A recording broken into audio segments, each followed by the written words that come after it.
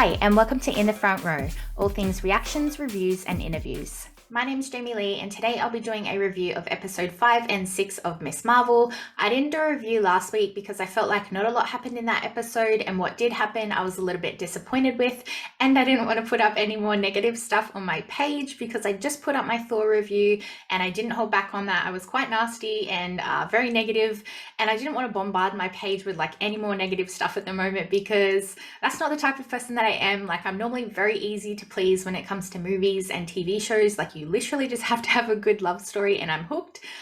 So yeah, I was really disappointed with that. And last week's episode was a little bit to me in Miss Marvel. So I thought, oh, maybe if I wait till this week, like hopefully it's a good episode and the good can outweigh the bad. And it definitely did that. So I'll quickly talk about last week's episode and then I will go on to this week's and the series as a whole. So last week I was disappointed the most by the fact that there was this big build up to meet Aisha, Kamala's great grandmother, and she was like a boss, you know what I mean? She defeated the British soldiers by herself. She interdimensional time traveled and she just seemed like such a boss character. And we got to see not enough time with her. Well, I felt like it wasn't enough time. And what we did see was her growing roses, falling in love with a human and having Kamala's grandmother, and then she died. It was like there was this big build up to nothing, and that was really disappointing to me. Then we didn't get to see the second bracelet at all, also disappointing. And then we have Cameron's mum who sacrifices herself to close that portal, and that was very confusing to me because I was like, her goal was to go back to her own dimension, and suddenly she wants to sacrifice herself to save Cameron and let him live in this dimension. And it was like, you literally were going to abandon him last episode to go back to your dimension. So I was a little bit confused about the logic there or her intentions there.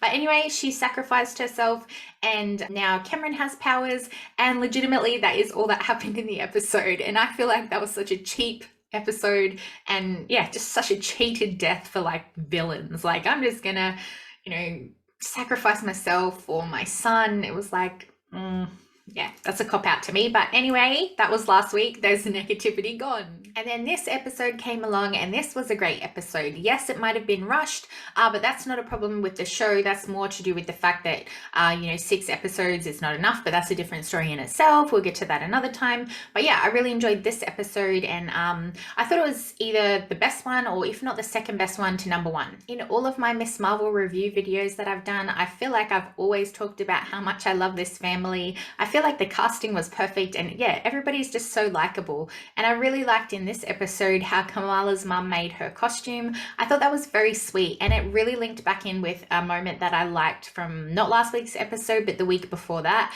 how Kamala and her mum were bonding over the toffees, which is something that her mum and her nanny used to do. And yeah, there was the real emphasis on her keeping the toffee boxes and things like that. And then when she was presented the costume, it was in the toffee box. I just thought that was really nice to link that back in there. And also the fact that her costume was made by different pieces of people that love her or have supported her through her coming of age story, I guess. The mum made the costume and Bruno made the mask, and there was the red dagger scarf. So I just thought it was really cute and really fitting. And not only did the mum get a sweet moment accepting Kamala and her new identity, but also you had that rooftop moment with her dad, which was super, super sweet. And hearing about her name, it was just really, really nice. I thought that was also very fitting, and it made me very happy. Kamal means Marvel, Miss Marvel. I also really liked in this episode that there was a lot more stuff going on. I really enjoyed the scenes at the high school where Kamala and her friends were trying to stop damage control from getting to Cameron, and I just thought that gave off Home Alone vibes. It was very fun, and it's exactly how I would picture teenagers trying to stop a villain, if you could call damage control a villain, but basically trying to stop a government agency. That's exactly how I would picture kids doing it. So that was quite cool. Plus, I really liked that it threw back to episode 1 where it brought in that cartoon and animated sort of style. I really liked that from the first 2 episodes, and then I feel like it faded in 3, 4, and even 5 really. So yeah, I like that picked up a little bit there too. And I felt really sad again for poor Bruno in this series. He's just been friend zoned so much, and he almost had to watch Kamala and Cameron kiss, which was really awkward, or would have been. I feel like they're just doing this kid dirty now. I feel really sad for him, but at the same time, it was really nice to see Cameron and Kamala holding hands hands and their powers combining and stuff. And I really like that with their powers like combining, Cameron's came across as like evil or bad. Not that he is evil or bad, like he was just emotional because his mum died and he was frustrated. I mean, everybody would be feeling those emotions, of course. But it was really nice to see Kamala like balance those powers out and like really try and help him. You know, she's got like a pure heart and her powers are for good. So it was nice to have her powers like balance out his ones, and basically just her try and help him to explore his identity and explore his new powers pretty much the same way that she did throughout the whole series. You know, she had the help from her grandmother and the red daggers and obviously Bruno, and I guess she's just trying to give that support back to him. But yeah, it was nice to see that through the use of their powers, and those scenes were really awesome. I really love the bright colors, and yeah, just looked really great to watch. I was also getting some really cool Spidey vibes when she was, you know, cruising across the city on her plates, just bouncing around. And that just reminded me of like scenes from Spider-Man where he was just like swinging across the city. Those scenes were really cool. And normally I'm all for the community, like rallying behind their superheroes and supporting them. But I just think it's really far-fetched that this girl has 1 million followers on TikTok, like just some random teenager who tells the community to come to a certain spot at night time to like rally behind Kamala. I was just like, oh gosh, that's so far-fetched, really unrealistic. But you know what, I'll bite, I'll go with it. But then they did the whole linking arm things to like build this barrier between damage control and Kamala, and I just thought, oh my gosh, this is so cringy. Like, stop. You need to stop. You had me and you're losing me. But that was just one scene that I really wish they hadn't have included in there. But then we get to the good fun scene where Bruno tells Kamala that she has a mutation in her genes, and obviously the X-Men theme song is playing in the background. So I was really excited about that because like obviously it's going to link in further with the MCU, and I can't wait to see like what big impact that will have on the future of the MCU.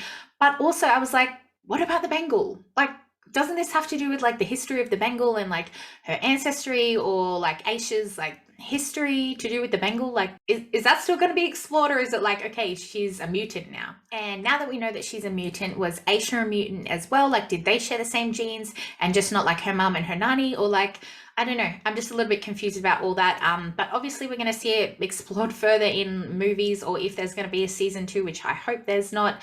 But yeah, that was one part that I was like, okay, but what about the Bengals? I really want to see this second Bengal, goddammit. And then lastly, we see Kamala like glitch into a different dimension, I think. And we see Captain Marvel join our dimension. And that was really cool. I've said from the start that I really hope that there's a cameo from like a soup, not a soup, that's from the boys, from an Avenger or like some sort of superhero character that we know from Marvel. But I'm really, really glad that they included it at the end, because I kind of thought that there would be a cameo of her when she's fighting and she needs some help, or when she needs some help with exploring her abilities and things like that. But I'm really, really glad that it was at the end, because it was really nice to see like Kamala. It was a real coming of age story. Like, she was learning about her community, she was learning about her family, she was learning about herself as a girl growing up. But then she also learned about herself in the sense of like her abilities and her powers. And I think it was really, really nice for her to explore all that herself rather than it be overshadowed by a superhero doing it or helping her.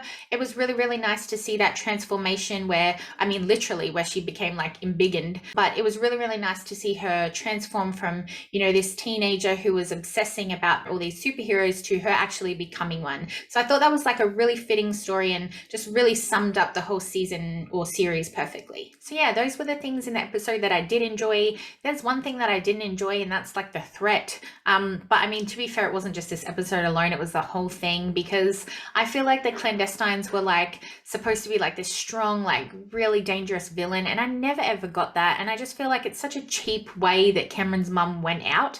Like, they just dissolved so quickly, that threat, and like Kamala really didn't even need to do anything for them to be like dissolved. It was just too cheap for me. But yeah, and I mean, you could argue that Damage Control are the villain in this episode, but really Damage Control are just trying to protect the city from like people who have powers and trying to make sure that the city doesn't get damaged and that people don't die, which like that happens all the time. There's always like collateral damage. So I totally get that. And really Damage Control didn't do this. It was like that evil racist lady who was like, oh, I'm gonna just take this into my own hands. So it was kind of like her as the villain. And I just really would have liked to have seen a proper villain. But I mean, I guess we're going to see that in the Marvels and other movies that Miss Marvel will appear in, where she will actually defeat proper villains this time. But yeah, I was just like a little bit disappointed with the fact that the clandestines were, I think, supposed to be the villains.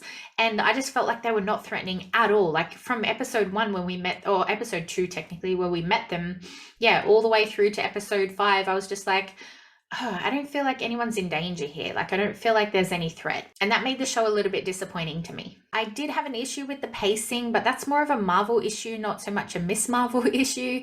Marvel has this like pattern with their 6 series episodes, and I don't like it. I think 8 would be better. I feel like 1 it is usually really good, and then 2 and 3 sort of like a little bit drawn out. 4 usually is really good and like sucks people back in, and then 5 usually sucks, and then 6 is really good because they like throw everything at you and it's like really, really rushed.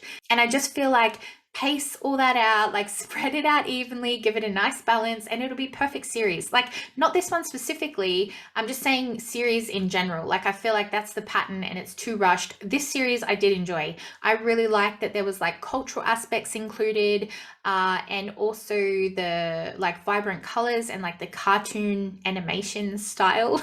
I don't know what the technical term for it is. I'm not cool enough, clearly. But I thought it was really, really nice to watch. And those 2 aspects are things that I don't often see in TV series that I watch.